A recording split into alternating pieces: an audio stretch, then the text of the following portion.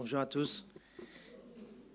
Avant de commencer, j'aimerais juste remercier les équipes qui ont été impliquées cette semaine, en particulier avec le déménagement des Végas. J'ai entendu qu'il y avait une bonne équipe qui les ont aidés à mettre dans des cartons, à démonter les meubles. Et donc merci à chacun. Merci à tous ceux qui ont participé. Il y a eu une activité spéciale hier pour les retraités. C'était une première. Ça s'est super bien passé aussi et je voulais remercier toute l'équipe qui a participé. On a eu un bon nombre de retraités. Certains de nos membres qui ne viennent plus le dimanche matin étaient là. Edmond Mazzoni était là. Raymond Wertmüller était là. Les Morzier étaient là, Arlette et Freddy. Et donc, super moment, super nourriture. 3 étoiles Michelin. On voit le chef ici au milieu et sa femme Yasmina qui était au fourneau. En tout cas, merci à toute l'équipe. C'était vraiment une réussite, c'était une première. Et donc, c'est quelque chose qu'on va refaire. Mais merci vraiment à tous ceux qui ont travaillé pour ce projet.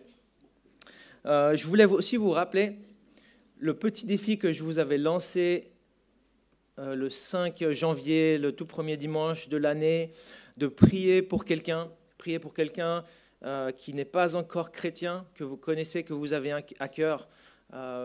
Durant cette année 2025, c'est le petit défi qu'on s'est lancé. Moi, je le fais. Je vous encourage à persévérer, à prier. On avait vu justement, quand je vous ai lancé ce défi, que Paul a été touché. Celui que personne ne pensait qu'il allait un jour croire au Seigneur Jésus, Dieu l'a transformé. Donc Dieu est puissant pour transformer les vies. Je vous encourage à continuer à prier pour quelqu'un dans cette année 2025. Ce matin, on va finir le premier voyage missionnaire de l'apôtre Paul et Barnabas. Historiquement, on appelle ça un voyage missionnaire, mais le terme est un peu trompeur peut-être. Il ne faut pas penser que Paul et Barnabas étaient tout le temps sur la route. C'est un voyage qui a pris environ 2 ans. Donc Paul et Barnabas restaient pas mal de temps dans les localités qu'ils visitaient. Ce matin, j'aimerais faire 2 choses durant ce message. Premièrement, j'aimerais expliquer pourquoi c'est souvent les Juifs incrédules qui sont les instigateurs de la persécution contre les apôtres et contre les frères. Pourquoi c'est eux qui souvent amorcent cette persécution. Pourquoi c'est eux et pas les non-juifs? Qu'est-ce qui les dérange, pour ainsi dire, plus que les non-juifs? La deuxième chose que j'aimerais faire ce matin, c'est parler de la persécution, parce que c'est dans notre texte et parce que c'est quelque chose que beaucoup de nos frères et sœurs vivent encore aujourd'hui. J'aimerais à la fin lire un petit paragraphe du journal des Portes Ouvertes par rapport à la région du nord du Cameroun. Mais prenons le chapitre 14, c'est le texte de ce matin, on va le lire. Actes chapitre 14.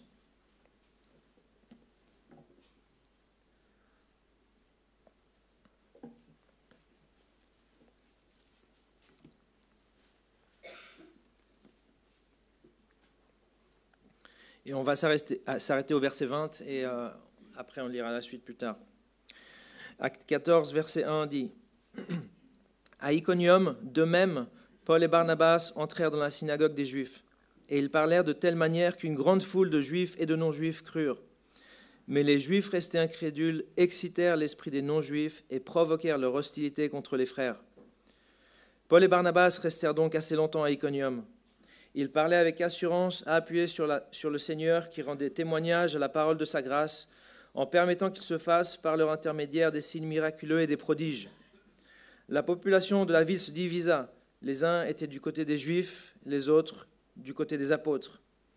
Alors que les non-Juifs et les Juifs, avec leurs chefs, se préparaient à les maltraiter et à les lapider, Paul et Barnabas, avertis de la situation, se réfugièrent dans les villes de la Lycaonie, à Lystre, à Derbe et dans les environs. Là aussi, ils annoncèrent la bonne nouvelle. À Lystre, un homme impotent des pieds se tenait assis. Il était infirme de naissance et n'avait jamais marché. Il écoutait Paul parler. Celui-ci fixa les regards sur lui et, voyant qu'il avait la foi pour être sauvé, il lui dit d'une voix forte, « Lève-toi droit sur tes pieds. » Il se leva et d'un bond se mit à marcher. À la vue de ce que Paul avait fait, la foule se mit à dire tout haut en lycaonien, « Les dieux sont descendus vers nous sous une forme humaine. » Ils appelaient Barnabas Zeus et Paul Hermès, parce que c'était lui qui prenait la parole. Le prêtre de Zeus, dont le temple était à l'entrée de la ville, amena des taureaux avec des guirlandes vers les portes. Il voulait, de même que la foule, offrir un sacrifice. Quand ils apprirent cela, les apôtres Barnabas et Paul déchirèrent leurs vêtements et se précipitèrent vers la foule en s'écriant « Pourquoi faites-vous cela ? Nous aussi, nous sommes des êtres humains de la même nature que vous, et nous vous apportons une bonne nouvelle en vous appelant à renoncer à ces idoles sans consistance pour vous tourner vers le Dieu vivant qui a fait le ciel, la terre, la mer et tout ce qui s'y trouve. Dans les générations passées, il a laissé toutes les nations suivre leur propre voie. Pourtant, il n'a pas cessé de rendre témoignage à ce qu'il est par le bien qu'il fait. Il vous envoie du ciel les pluies et les saisons fertiles. Il vous comble de nourriture et remplit votre cœur de joie. C'est à peine s'ils purent, par ces paroles, empêcher la foule de leur offrir un sacrifice. Alors arrivèrent d'Antioche et d'Iconium des Juifs qui gagnèrent la foule. Après avoir lapidé Paul, ils le traînèrent hors de la ville, pensant qu'il était mort. Cependant, quand les disciples l'entourèrent, il se leva et entra dans la ville. Le lendemain, il partit pour Derbe avec Barnabas. On va prier. Accompagnez-moi dans la prière. Seigneur Jésus, merci pour ta parole qui nous instruit et qui nous raconte les débuts du christianisme, ces débuts qui étaient difficiles pour les apôtres et pour les frères, mais un début aussi qui était victorieux, où ton évangile a avancé. Et ce texte nous rappelle que l'évangile, malgré la persécution, va continuer d'avancer. Que ça puisse être clair. Alors qu'on étudie ta parole ce matin, accompagne-nous dans ce moment et que tu en sois glorifié. Au nom de Jésus, amen. Quand Jésus était sur la terre, il avait dit aux disciples, « Quand on vous persécutera dans une ville, fuyez dans une autre. » Matthieu 10, 23. Eh bien, c'est exactement ce que font Paul et Barnabas dans leur premier voyage missionnaire. Ils ont fui Antioche, au centre de la carte, au centre de la Turquie. Ils ont fui Antioche parce qu'ils étaient persécutés et chassés. Ça, c'est la fin du chapitre 13 qui nous le dit. On l'avait vu la semaine dernière. Ils arrivent à Iconium. Ou Icône. Et là aussi, ça se passe mal. Icône ou Iconium, c'est une ville qui existe encore aujourd'hui. Et Paul doit fuir parce qu'on veut le lapider. Arrivé à Lystre, Paul se fait lapider. Mais il fuit à Derbe, chapitre 14, verset 20.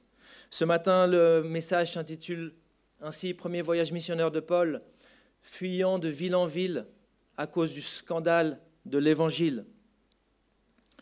Le verset 2 qu'on a lu dit que c'est les Juifs restés incrédules qui excitèrent l'esprit des non-Juifs et provoquèrent leur hostilité contre les frères, donc contre les chrétiens. C'est intéressant, c'est les Juifs restés incrédules qui l'ont fait. Et que ce soit les Juifs qui démarrent la persécution n'est pas un événement isolé. Accompagnez-moi à la fin du chapitre 13 au verset 50. On l'avait lu la semaine dernière, mais ça fait une semaine. Regardez le verset 50 du chapitre 13. Mais les Juifs excitèrent les femmes pieuses de la haute société et les personnalités de la ville. Ils provoquèrent une persécution contre Paul et Barnabas et les chassèrent de leur territoire. Regardez le verset 2 du chapitre 14 maintenant, on le lit de nouveau. Mais qui, les Juifs restés incrédules, excitèrent l'esprit des non-Juifs et provoquèrent leur hostilité contre les frères. Sautez au verset 19 maintenant. Alors arrivèrent d'Antioche et d'Iconium des Juifs, ils ont fait quoi ces Juifs? Ils gagnèrent la foule. Et après avoir lapidé Paul, ils le traînèrent, etc. Et le fait que ce soit les Juifs incrédules qui démarrent, qui amorcent la persécution, c'est quelque chose qu'on va retrouver encore plus loin, si vous m'accompagnez au chapitre 17, au verset 5. Chapitre 17, verset 5. Même scénario.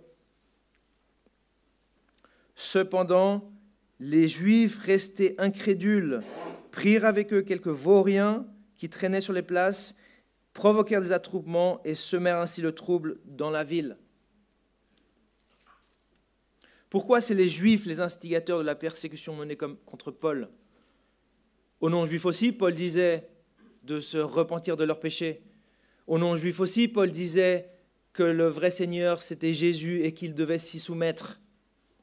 Pourquoi le message de l'Évangile prêché par Paul était apparemment plus irritant pour les Juifs que pour les non-Juifs? On va répondre à cette question, mais d'abord, je vous montre une autre carte. Ce n'est pas ma carte préférée parce que le nom des villes est écrit très petit. Voici où sont les villes du premier voyage missionnaire de Paul. En fait, j'ai besoin de toute la carte. Si la sono, vous pouvez remettre. Ça va m'aider.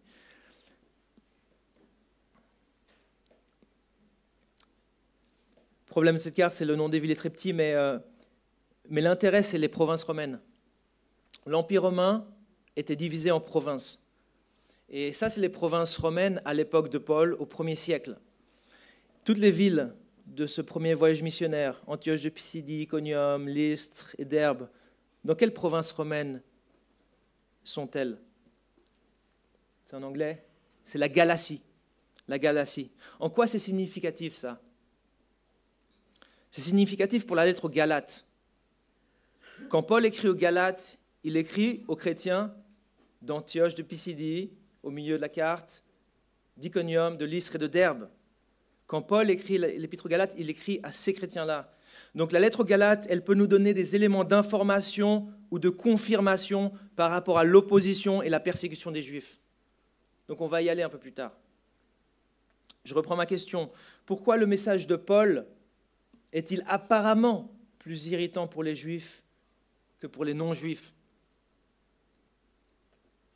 Et la réponse, c'est que c'est un message juif qui contredit une compréhension commune du judaïsme de l'époque. Premièrement, ça irrite les Juifs parce que c'est un message juif. Paul, c'est quelqu'un qui est juif, qui parle dans le judaïsme. Et c'est normal que ça irrite les Juifs plus que les autres. Imagine si il y a une nouvelle façon de voir l'islam. Nous, les chrétiens, ça ne va pas trop nous embêter. Par contre, ça risque d'embêter certains dans l'islam. C'est normal, plus quelque chose est proche de toi, plus il y a des chances que ça évoque des sentiments chez toi.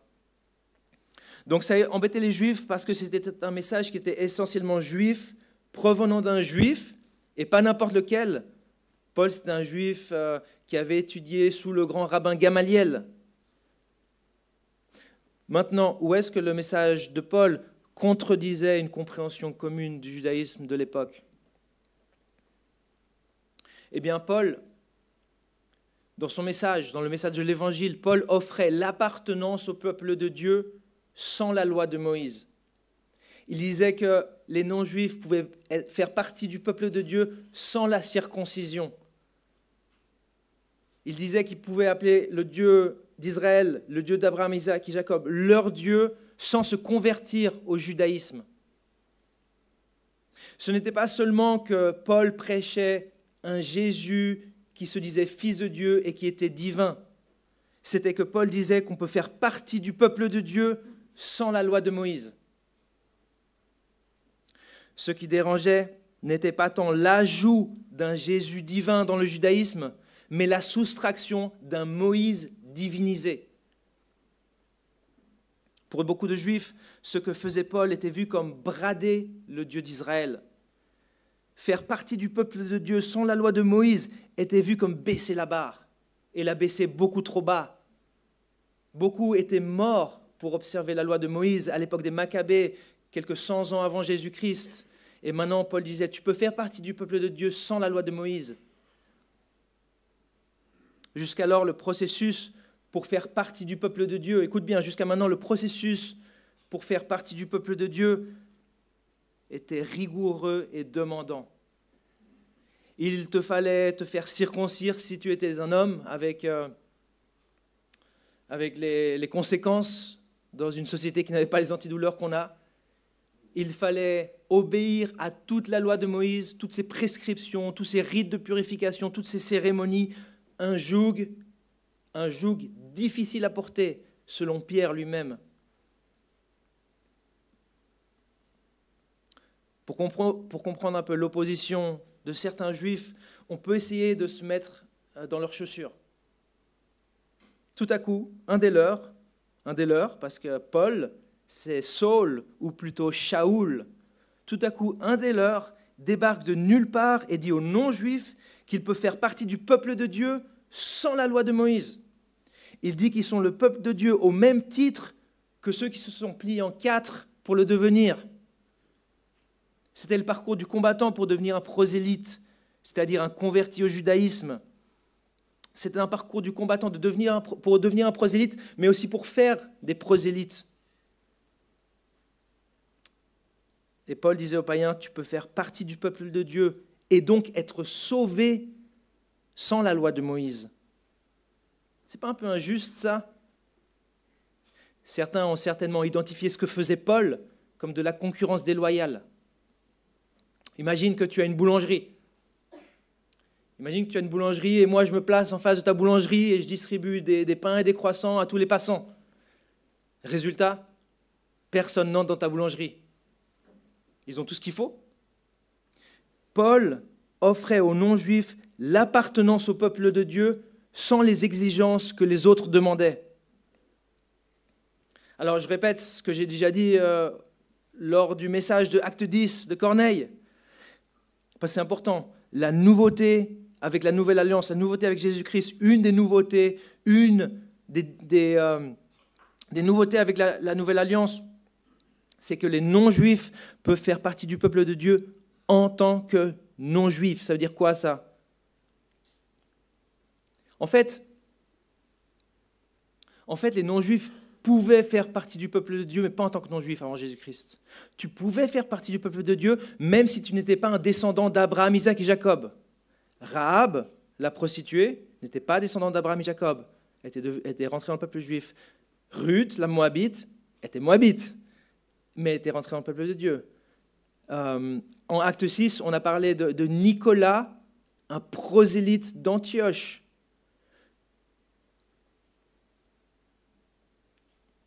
La nouveauté du message chrétien de Paul, c'est-à-dire la nouveauté du message de l'Évangile, c'est que maintenant, avec Jésus-Christ, tu peux faire partie du peuple de Dieu sans te convertir au judaïsme, sans devenir un prosélyte, sans la loi de Moïse.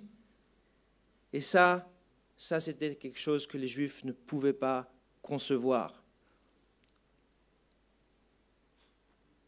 En Jésus, Dieu accepte les non-juifs en tant que non-juifs, c'est-à-dire sans leur demander de se convertir au judaïsme ou d'obéir à la loi de Moïse. Et ça, ce n'est pas le message de Paul, c'est le message que Dieu a donné à Paul. C'est une œuvre de Dieu, ça. C'est Dieu qui a fait cela. L'inclusion des non-juifs, comme toi et moi, en tant que non-juifs, sans la loi de Moïse, dans le peuple de Dieu, c'est l'initiative de Dieu. Paul, il avait juste ce message. Mais c'est l'initiative de Dieu, c'est Dieu qui a fait chez Corneille que le Saint-Esprit descende sur des gens qui étaient non-juifs et qui n'obéissaient pas à la loi de Moïse. Ce n'étaient pas des prosélytes. Corneille, c'était un craignant Dieu. Il n'obéissait pas à la loi de Moïse. Et c'était stupéfiant, c'était sidérant pour les non-juifs, pour les Juifs qui ont accompagné Pierre, de voir que Dieu donnait aussi le Saint-Esprit à des non-juifs qui n'observent pas la loi de Moïse. C'était une nouveauté qui est arrivée avec la venue de Jésus-Christ. Donc Paul avait ce message incroyable. Tu peux faire partie du peuple de Dieu sans la loi de Moïse. C'était un message incroyable à transmettre, mais c'était aussi un message dangereux à transmettre. Mais c'était le plan de Dieu depuis le début. Depuis l'Ancien Testament, il disait qu'un jour, les non-juifs allaient être acceptés en tant que non-juifs. Ce n'était pas complètement clair. Paul, dans Éphésiens, parle d'un mystère, quelque chose qui n'était pas complètement clair dans l'Ancien Testament, mais quand Jésus est arrivé, c'est devenu clair, c'est quelque chose qui a été révélé. Et le mystère, c'est quoi? Dans Éphésiens, on le lit, le mystère, c'est quoi? C'est que les non-juifs sont cohéritiers des juifs, qu'ils forment un corps avec eux, et qu'on participe à la même promesse de Dieu en Jésus-Christ par l'Évangile.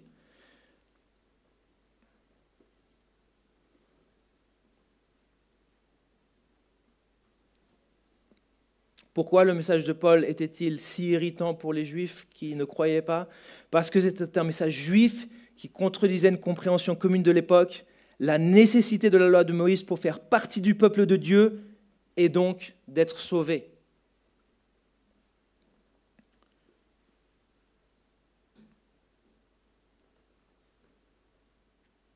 Alors, allons maintenant dans l'Épître aux Galates. On a parlé que toutes ces villes sont dans la Galatie et ça peut nous donner une aide, confirmation. On va aller dans Galates 6.12. Accompagnez-moi à Galates 6.12.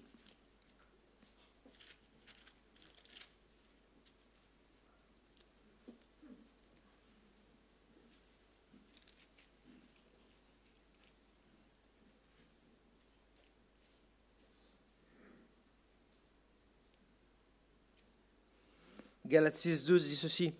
Tous ceux qui veulent se faire bien voir par les hommes vous obligent à vous faire circoncire. Faire circoncire, c'est ne pense pas seulement à l'acte médical. Hein. Se faire circoncire, c'est l'idée d'adhérer à la loi de Moïse, d'observer toute la loi de Moïse, de devenir un prosélyte. Je relis. Tous ceux qui veulent se faire bien voir par les hommes vous obligent à vous faire circoncire. Pourquoi ? Uniquement afin de ne pas être eux-mêmes persécutés pour la croix de Christ. Allez maintenant à Galates 5.11. On revient en arrière, Galates 5.11. C'est Paul qui écrit à ces chrétiens de la Galatie, à ces chrétiens du premier voyage missionnaire de Paul. Galates 5.11 dit ceci. Quant à moi, frères et sœurs, pourquoi suis-je encore persécuté si je prêche encore la circoncision? Pourquoi suis-je encore persécuté si je prêche encore la circoncision? Prêcher la circoncision, comme on l'a dit, c'est quoi? Prêcher la circoncision, c'est prêcher qu'il faut se convertir au judaïsme, observer toute la loi de Moïse et se faire circoncire pour faire partie du peuple de Dieu et donc être sauvé. Pourquoi suis-je encore persécuté si je prêche encore la circoncision? Autrement dit, écoutez bien, il n'y a pas de raison pour moi d'être persécuté si je prêche la circoncision. Je peux prêcher Christ sans être persécuté tant que je prêche la circoncision. Je peux prêcher Christ, mais si je ne veux pas être persécuté, je dois prêcher la circoncision. Mais prêcher que la circoncision est nécessaire pour faire partie du peuple de Dieu, c'est supprimer le scandale de la croix. Regarde la deuxième partie du verset 11 dans ta Bible. Regarde la deuxième partie de Galates 5.11. Le scandale de la croix est alors supprimé si je prêche la circoncision. Le scandale de la croix est alors supprimé. Le scandale de la croix, c'est qu'on peut faire partie du peuple de Dieu, non par la loi, mais par la croix. Le scandale de la croix, c'est qu'on est sauvé, non par l'obéissance à la loi de Moïse, mais par la foi dans le sacrifice de Jésus sur la croix. Accompagne-moi à Galates 3, verset 26. Galates 3, 26. Vous êtes tous, juifs et non-juifs, vous êtes tous fils de Dieu par la foi en Jésus-Christ. Vous êtes tous fils de Dieu par quoi? Par la foi en Jésus-Christ, pas par la loi de Moïse. Tous juifs et non-juifs. Accompagne-moi au verset 29, Galates 3, 29. Si vous appartenez à Christ, pas à Moïse, pas à Jacob, si vous appartenez à Christ, vous êtes donc de la descendance d'Abraham et vous êtes héritiers conformément à la promesse. Alors pourquoi j'ai pris tant de temps avec ça? Certains en trouvent un peu peur parce qu'on n'a pas vraiment commencé. Acte 14. Pourquoi est-ce que j'ai pris autant de temps? J'ai pris du temps parce que les erreurs de pratique viennent des erreurs théologiques. Donc là, on a parlé un peu de théologie, mais c'est important parce que les erreurs de pratique dans notre vie, elles viennent des erreurs théologiques. Notre théologie dirige notre conduite. Et il y a des implications concrètes à tout ce qu'on vient de dire. La vérité, écoute bien, la vérité qu'on peut faire partie du peuple de Dieu sans la loi de Moïse implique que tu n'as pas besoin de judaïser. Tu n'as pas besoin, c'est quoi judaïser? C'est adopter les coutumes juives, les cérémonies juives. Tu n'as pas besoin de devenir juif. C'est pas que tu n'as pas besoin, c'est que tu ne dois pas devenir juif. Dieu veut préserver les distinctions dans son peuple. Quelqu'un a-t-il été appelé incirconcis, qu'il ne se fasse pas circoncire? C'est Paul qui dit ça dans 1 Corinthiens 7. Ne deviens pas juif. Tu n'es pas un citoyen de deuxième classe parce que tu n'observes pas les cérémonies de la loi juive. La deuxième implication de toute cette théologie dont on a parlé, j'espère que tu n'as pas raté, c'est que tu ne peux pas faire partie du peuple de Dieu si tu n'as pas le Messie, si tu n'as pas Jésus. Tu dois avoir Jésus pour faire partie du peuple de Dieu, faire partie du peuple de l'Alliance, faire partie de ce peuple de l'Ancienne Alliance ne suffit pas, faire partie du peuple élu ne suffit pas. Jésus a dit de ces pierres, Dieu peut susciter des enfants à Abraham.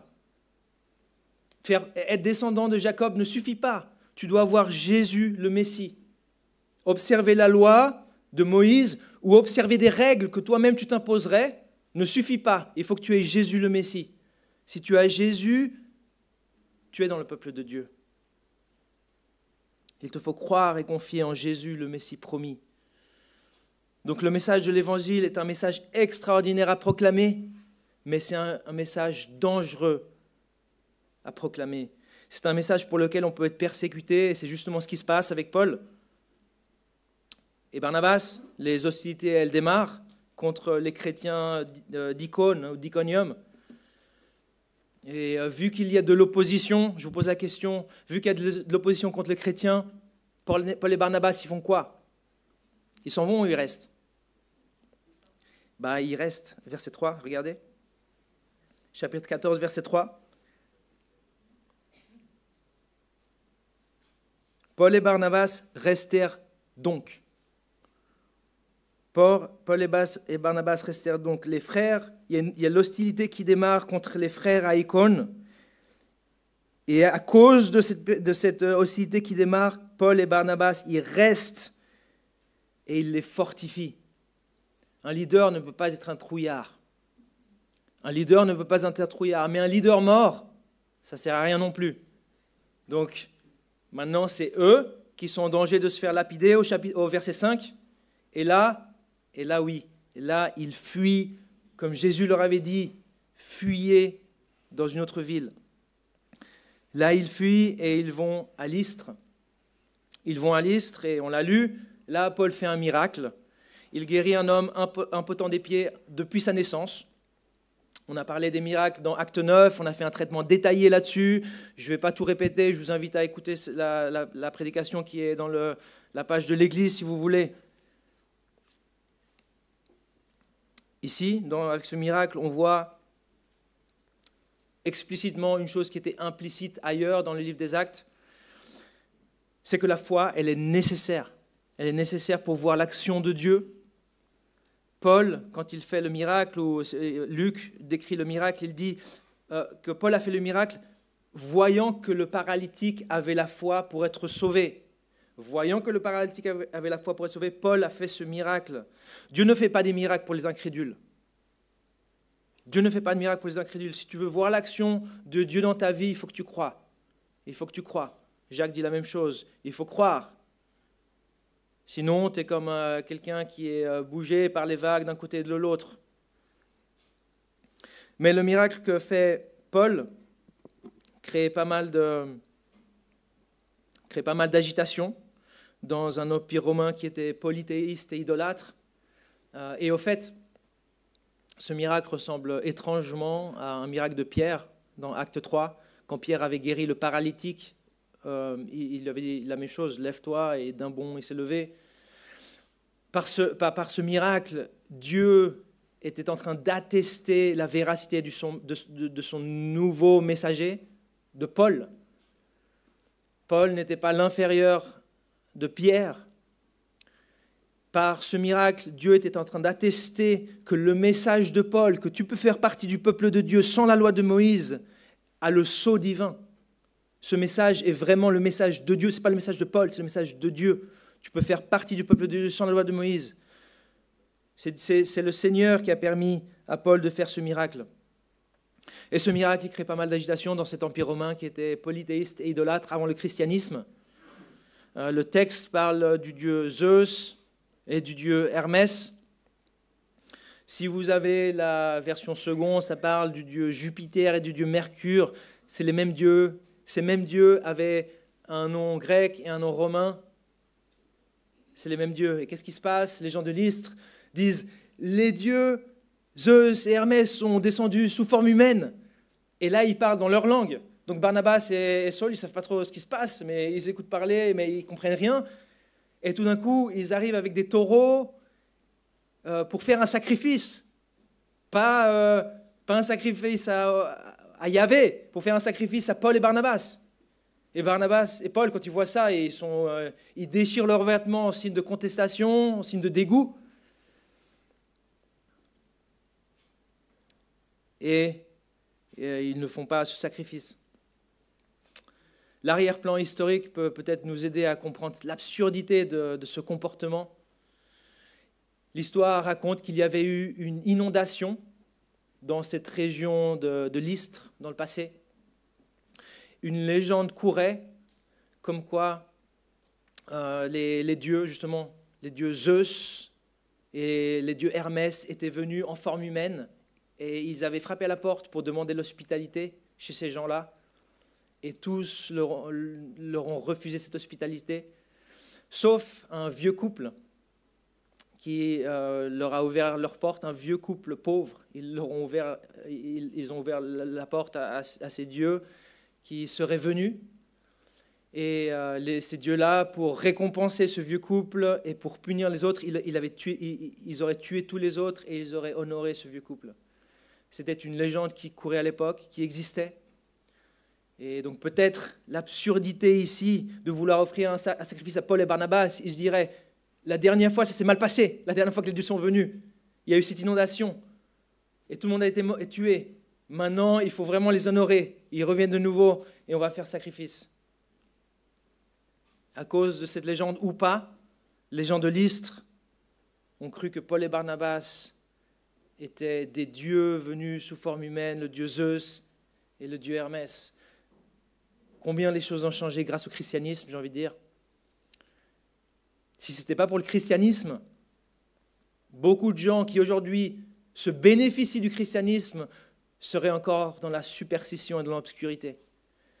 L'Empire romain était un empire polythéiste et idolâtre. C'est le christianisme qui a tout changé.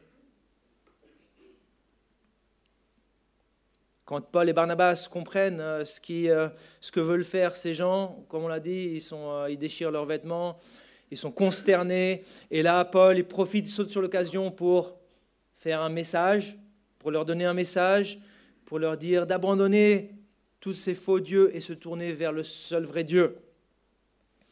On va parler un peu plus de comment parler ou de comment évangéliser les païens quand on arrivera à Acte 17, parce que là, le discours de Paul sera bien plus long. Ici, Luc n'est pas tant intéressé par nous donner des détails sur ce discours. Il nous en donnera plus dans Acte 17. La semaine dernière, on avait parlé de comment évangéliser les Juifs. Dans Acte 17, on verra comment Paul évangélisait les païens. Mais Luc est surtout intéressé par le thème de la persécution et le thème de l'avancée de l'évangile malgré cette persécution, malgré l'opposition. Et maintenant, on va lire la fin à partir du chapitre 21, Acte 14, 21, accompagnez-moi.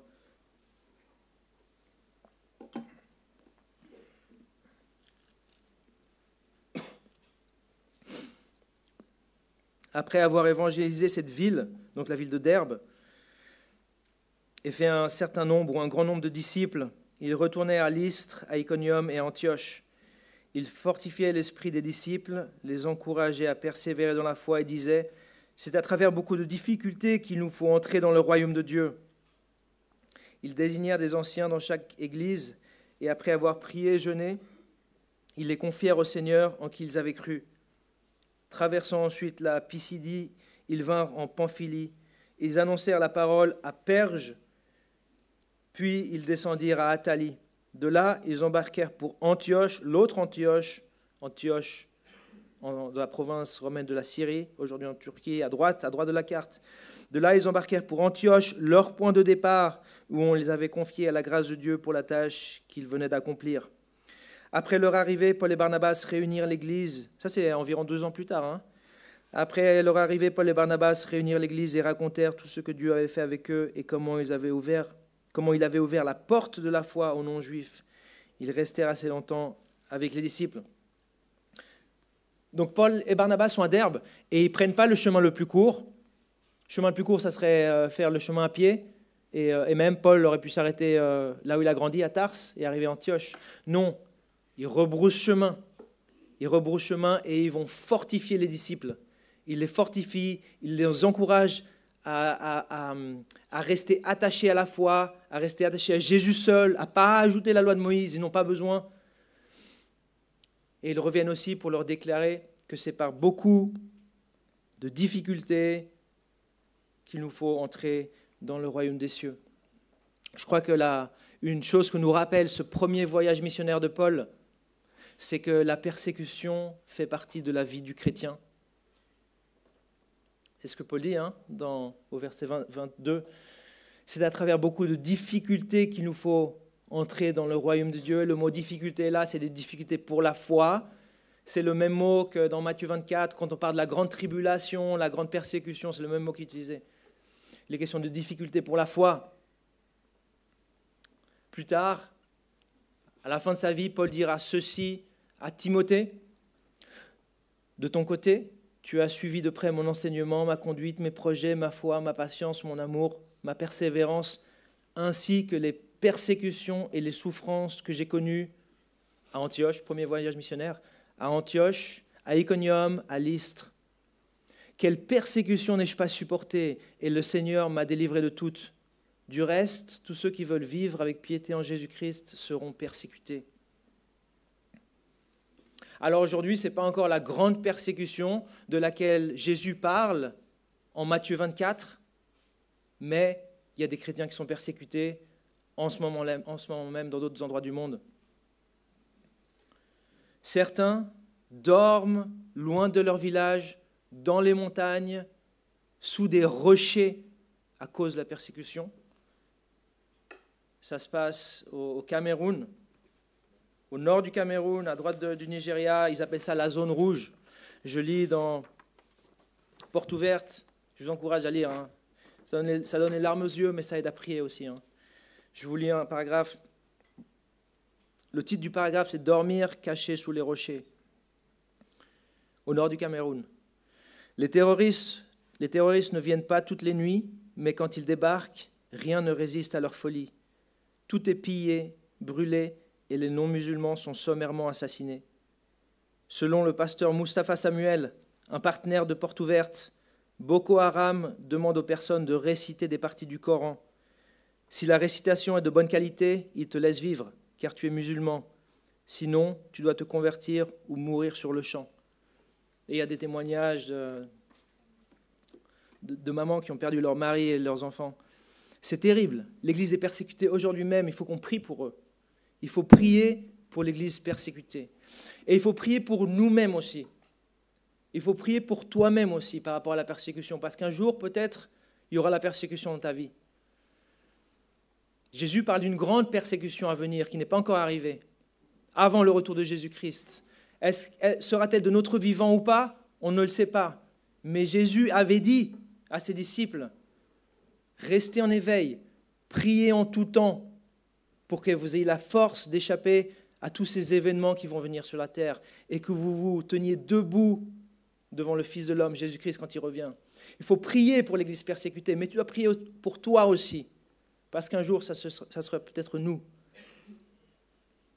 La persécution fait partie de la vie chrétienne. La deuxième chose que nous rappelle le premier voyage missionnaire de Paul, c'est que malgré cette persécution, malgré l'opposition, le message de l'Évangile, il avance. Le message de l'Évangile, il continue d'avancer. Il est inarrêtable. Le message de l'Évangile est invincible. Regarde acte 14, verset 1 avec moi. Regarde à Iconium. Verset 1, à Iconium, de même, Paul et Barnabas entrèrent dans la synagogue des Juifs et ils parlèrent de telle manière que une petite foule, une grande foule de Juifs et de non-Juifs crurent. Une grande foule a cru. Oui, il y avait eu de la persécution de l'opposition, mais il y a une grande foule qui a cru. Ça, c'était à Iconium. Et à Lystre, il y avait des disciples. Et à Lystre, l'évangile a fonctionné. Regarde le verset 20. Verset 20, dans une autre ville. Cependant, quand les disciples l'entourèrent, il y avait des disciples à Lystre. L'évangile avait fait son effet à Lystre. Et à Derbe, l'évangile avait fait son effet à Derbe. Regarde le verset 21. Après avoir évangélisé cette ville et fait un certain nombre de disciples, ça serait même mieux de traduire un grand nombre de disciples, comme la Darby. Il y avait un grand nombre de disciples à Derbe. C'est quoi la quatrième ville de la Galatie que Paul a évangélisée? C'était Antioche. On l'avait vu la semaine dernière. Regarde, chapitre 13, verset 52. Est-ce que l'évangile a fonctionné là-bas? Est-ce que la graine a poussé? Chapitre 13, verset 52. Quant aux disciples, ça c'est des disciples d'Antioche, d'une autre ville. L'évangile, à chaque fois, dans chaque ville, a fait son effet. Il y a eu des disciples, des gens ont cru, des gens sont passés des ténèbres à la lumière, des gens sont passés de l'enfer à la vie éternelle, sont passés d'un état sans espoir à l'espoir de Jésus-Christ dans leur cœur. Malgré l'opposition, le message de l'évangile avance. Sois acteur avec ton Église de l'avancée de l'Évangile. C'est mon exhortation.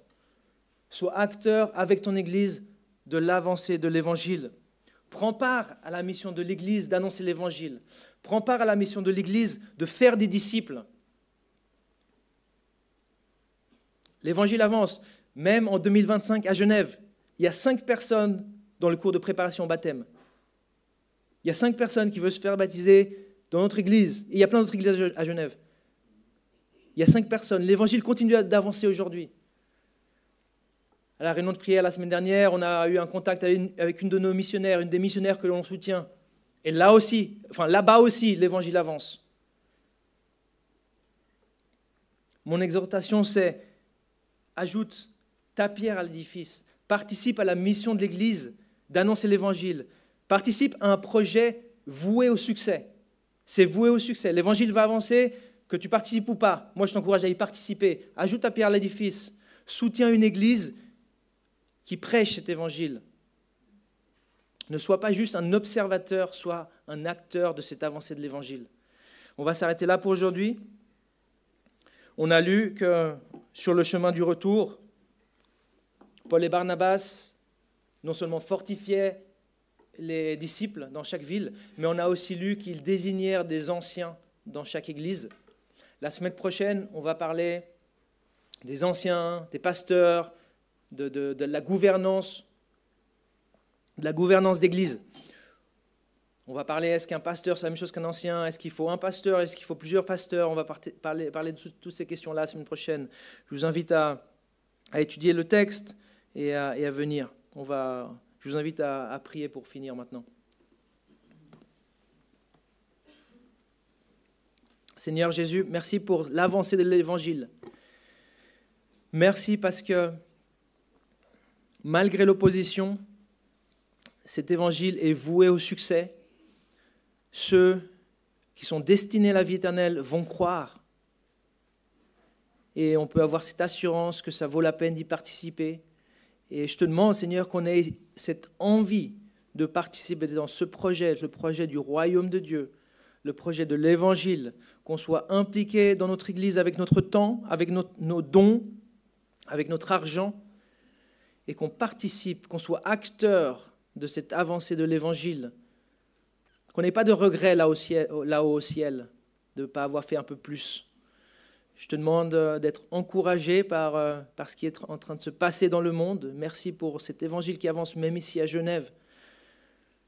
Mais Seigneur, on a aussi parlé de cette persécution. Paul a été lapidé. Miraculeusement, il a survécu. Seigneur, on sait qu'il y a des chrétiens qui aujourd'hui sont persécutés. On a parlé du nord du Cameroun, mais il y en a dans tellement d'autres pays. Corée du Nord, Tchad, Nigeria, tellement de chrétiens persécutés pour leur foi en Égypte. Seigneur, sois avec eux. Si c'est ta volonté, enlève cette persécution rapidement, qu'ils puissent demeurer fermes dans la foi, que tu sois avec eux dans l'épreuve, que leurs bourreaux se convertissent. Seigneur, qu'on puisse être unis dans la prière avec eux, qu'on puisse prier aussi pour nous, si un jour c'est pour nous, et nous être prêts, Seigneur Jésus. Mais merci pour cet évangile qui avance. Je te remets la fin du culte. Au nom de Jésus, ton Fils bien-aimé. Amen.